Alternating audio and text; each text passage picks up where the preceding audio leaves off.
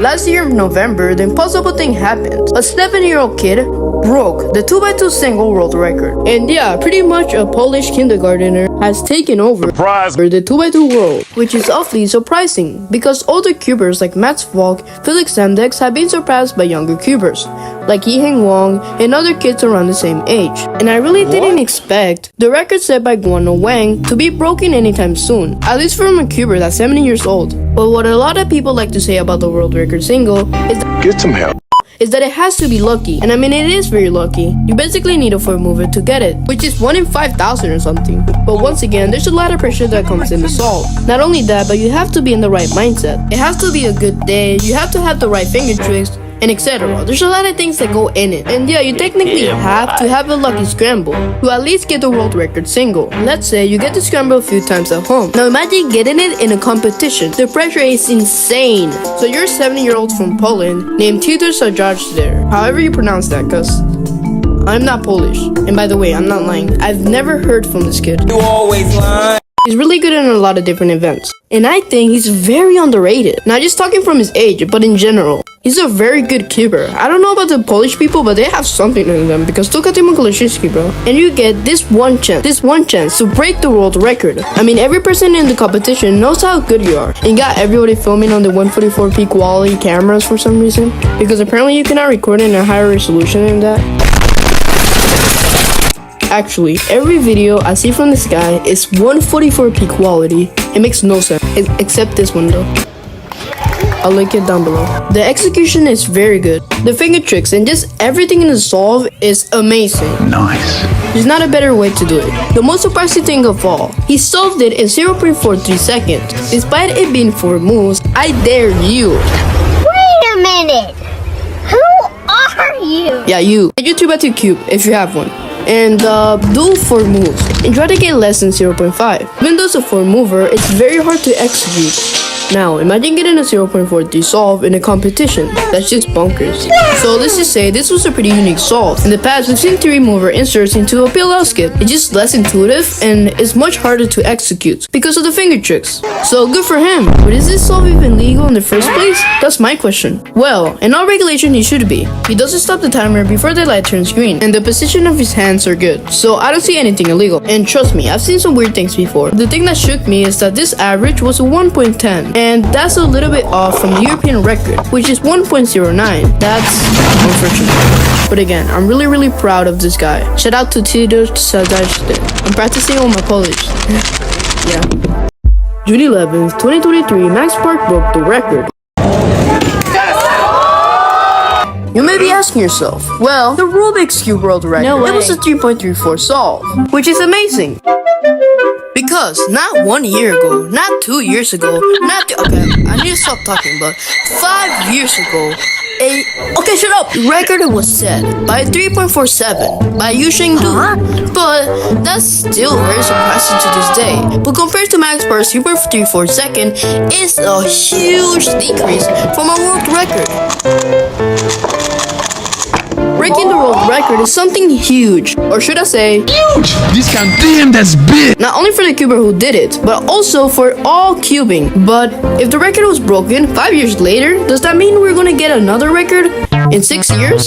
7 years? 8 years? Okay, I need to shut up. 1 eternity later. But actually, think about it. 2018, right? 2018 was the year where the record was last broken. And that was very early on into when cubing boomed.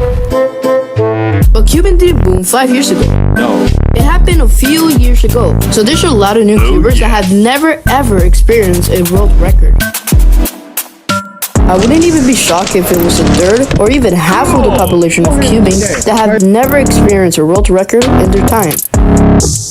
And the weird thing about this is that the record is dropping by huge margins, which is pretty weird because before we almost had 2 ties of world record singles. Sooner or later, word started spreading. How did he solve the cube so fast? Well, I don't know, and I don't know. Bye guys, I hope you enjoyed this video, and bye. On July 19, 2023, Yiheng Wang set a world record average of 448, which was very surprising because 4 months later he broke it once again, with a time difference of 132 days. And the difference between the two world record averages is all 21 seconds, and no one can overtake him in the near future. And a lot of people like to say this kid is from another planet, which I do agree with, because in the past 1 year or so, we've seen bro getting 32 world record averages below the 5-second mark. Not even Felix did that in his prime. The thing I do want to talk about is that he has 32 world record averages below the 5-second mark, like I mentioned before. Basically has 6 times more world record averages than his closest rival, Timo Koloshinsky. And after all of this, the only thing we had to do is wait for the miracle to happen. After 1 year, it finally happened. Yiheng broke his record by all 12 seconds.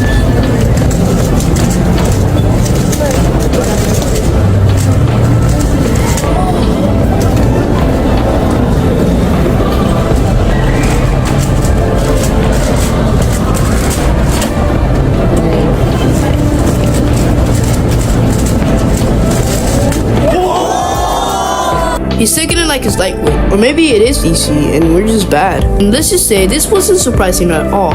It's been a year of us expecting a world record average to happen. We've seen his home records, and we saw him improve on everything, so it had to happen. So this really didn't surprise me at all. But to actually demonstrate how good Yiheng really is, let's compare it to other cubers. Only 4 people in the world have gotten a sub 5 average. Max Park has gotten 1.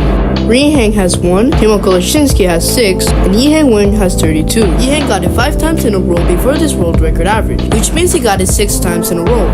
When calculating the average, you have to take away the worst and best times. Now you're left with 3 averages, and you divide them by 3, and in this case it's the world record average, which is 436. And Yiheng, if you're watching this, I just want to say, please do not get color neutral. If you do, we're screwed. Yo, bro, you're not Cuphead. Oh yeah, you're right. What's up, Gears Mine? In today's video, we're going to be exploring the Cipher method, a cornerstone technique for solving Rubik's Cubes with lightning speed. Cipher is an acronym for cross, F2L, first 2 layers, OLO, orientation of the last layer, and PLO, fermentation of the last layer. Is held as the gold standard for competitive speedcubers worldwide. It's a method that's not just about solving the cube quickly, but doing so with precision and efficiency. In this video, we want to clarify up front that we're not teaching you how to solve the Rubik's Cube using Cipher. We are offering an in-depth exploration of what Cipher is all about.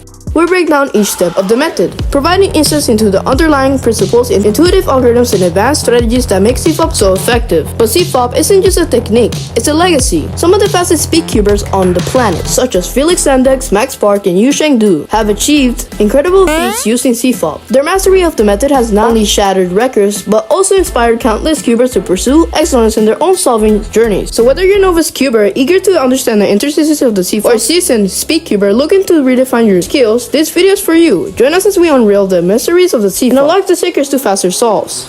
Du has achieved incredible feats using Cipher.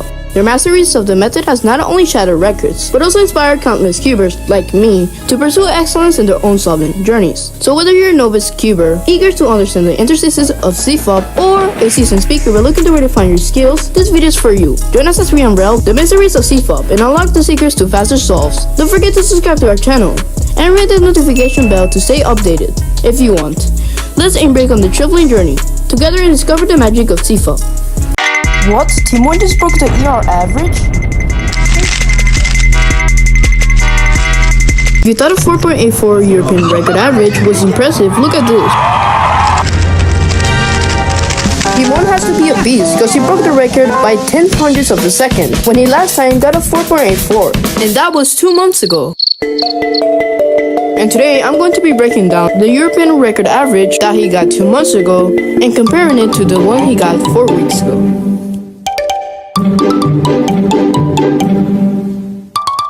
But before that, let's talk about what method he uses and how he solves the Rubik's Cube so fast.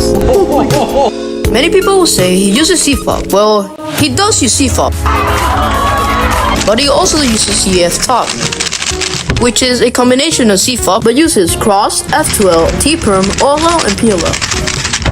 Yes!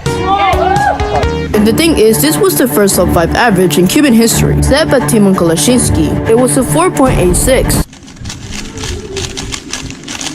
with one of the best solves in Cuban history. And Timon became the first ever Speedcuber to get a sub 5 average solve in human history, but this happened 2 years ago. And by the time he broke the record, Timon was slowly improving on his efficiency, consistency, and turns per second. And finally, he got the world record average. But these solves really are amazing, and I want to show them to you.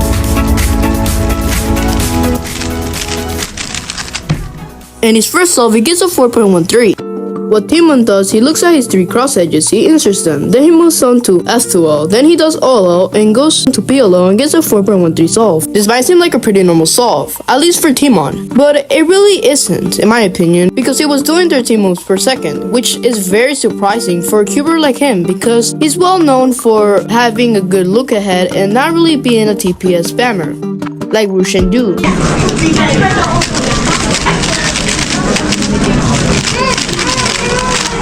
The second solve is a 5.18. What Timon does in inspection, he sees 2 blocks, huge blocks, or should I say, Huge! This can damn that's big! and then he inserts the double X cross, goes on to F2L, well finishes off F2L, then goes to OL and finishes off PLO and gets a 5.18. And the cool thing about this is that in the solve, we actually planned out to not do a soon, but do an anti-soon to get a different PLO case. That kinda helped him.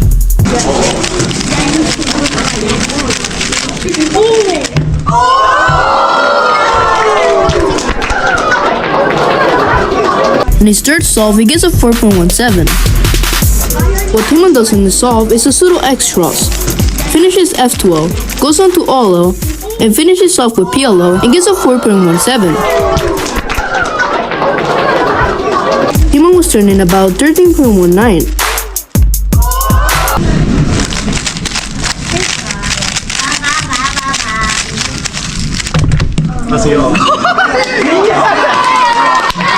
Timon inserted an X cross, finishes F2L, and does CVO and solves the cube.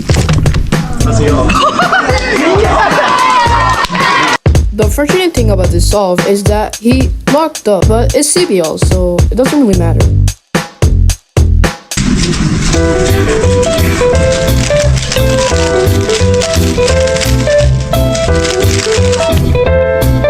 Timon does X cross, finishes off F12, does OLO and then PLO. Now, moving from his previous average to his newest one, I'm going to be comparing this one to the other one to see and compare the solutions. What Timon does in the solve is a triple X cross, finishes F12, does OLO and finishes PLO and gets a 379.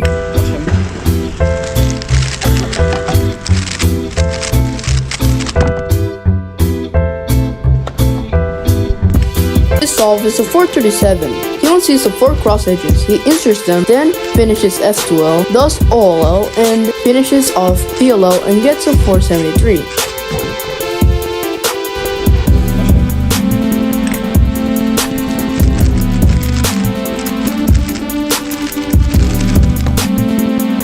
This solve was a 485. Timon again is gonna do an X cross in yellow, finish F2L, do OLO, and finish PLO.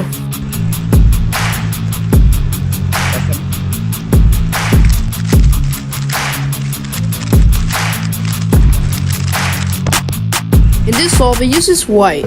First, Timon looks at his 3 cross edges, he inserts them, does F2L, finishes off OLO, and does PLO.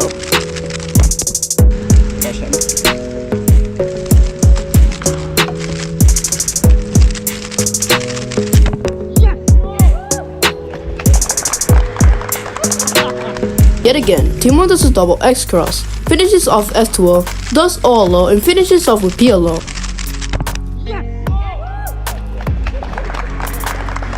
Believe it or not, this competition is going to be the highlight of 2024. With just 28 competitors and a time barrier of 7 seconds, this competition is going to be something unlike anything we have ever seen in Cupid before. With just 28 competitors and a time barrier of 7 seconds, you knew this competition was serious. I mean, it was required to have a sub 7 average to go to the competition in the first place. And we saw Cubers from all around the world, not just from the US, but other countries, including Timon Kościuszki from Poland, who actually had the opportunity to get the world record average. But I'll go into that later. I mean, talking about serious, only the top 18 cubers advanced into the second round. So not like a normal competition, every single solve, starting from the first round, mattered so much. And that definitely showed here. Straight from the start, we could tell the nerves were getting into them. And this is something no one has seen before. It's in the middle of a huge mall. Just imagine all the people watching you, not only in the Jumbotron, but also in the live stream. It's Maddie Hiroto Inaba versus Timo Koleshinsky. It is a very tough round. Just imagine you're Maddie, and you just have experienced Timo Koleshinsky getting a national average in front of own eyes. But on July 16, 2024, Timo Koleshinsky destroyed the national average.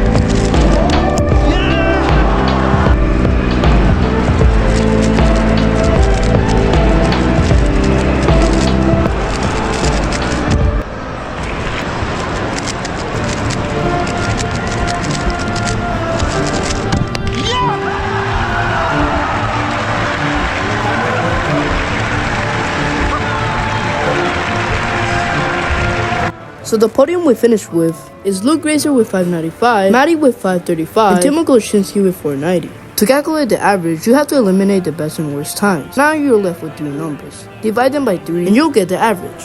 Like Timo says, pressure doesn't make diamonds. It makes sub 5 averages with sub 4 singles. Timo Koleshinsky. Shout out to Tito. Shout out to Tito. Shout out to Tito. I'm practicing my